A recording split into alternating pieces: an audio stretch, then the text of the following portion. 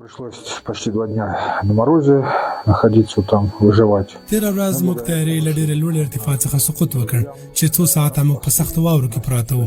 موږ ته د ژغورنې ټیمونه راغلل او په سختو واورو کې موږ ته نجات راکړ او له موږ سره اولیه کومکونه ترسره کړل. د سختو واورو څخه یې راویستلو. اوس مهال موږ دلته مرکز ته انتقال شوي یو. موږ د اسلامي امارت له حکومت څخه او همدارنګه د افغانستان له ولس څخه ډېره مننه کوو چې موږ یې وژغورلو او موږ ته یې نجات راکړ. زه ډېر خوشحاله یم چې وژغورل شوم او ژوندی پاتې شولم. زه له تاسو او همدارنګه له ډاکټرانو څخه ډېره مننه کوم چې زموږ خدمات په ښه ډول ترسره کوئ. Все смогли спасти. Очень переживали, что у него ноги очень сильно обморожены. لکه څنګه چې تاسو په جریان کې هغه الوتکه روسۍ الوتکه چې شپږ نفره مسافر پکې وو، یعنې دوه پیلوټان، دوه ډاکټران او مریض په یواز وو، ټول ټال شپږ نفره پکې موجود وو.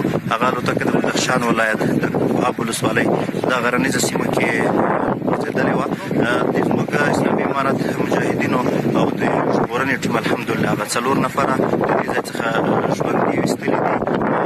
دوی ته نجات ورکړل شو.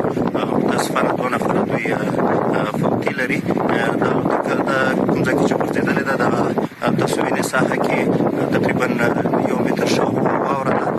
په غرنۍ سیمه کې غورځېدلې ده، خو الحمدلله زموږ د اسلامي امارت مجاهدینو همدارنګه عام ولس په مرسته دوی ته نجات ورکړي. او دې سیمه کې زموږ هلیکوپټرې کېناستلې چې د هلیکوپټرو کېناستنه هم ستونزمنه وه، خو الحمدلله موږ وتوانېدو چې د دوی هغه ژوندي خلک انتقال کړو، زخمیان وو، ورته هم نجات ورکړي. الحمدلله د دوی حالت ښه ده. هغه 4 نفره چې موږ سره موجود دي دوی صحي حالت ډاډ وړ ده. نو دغه 2 نفره جنازې چې د هغوی د انتقال لپاره هم د اوس ترتیب نیول شوی. الحمدلله پرون ماښامه هغه ځای پیدا کړو او په نهایت کې د دغې تیاري چې 6 نفر عمله وو، 4 نفر ژوندي دي، هغو موږ وژغورل، راوړل او 2 نفر په دې کې تلف شوي دي چې د هغو جسدونه هم انتقال شي او د هغه منطقې نه فیض آباد ته بیا کابل ته. اوس دوی صحي حالت لږ تاسو چې ګورئ ښه ده. لومړني کومکونه ورسره شوي دي او انشاءالله ځو کابل خواته.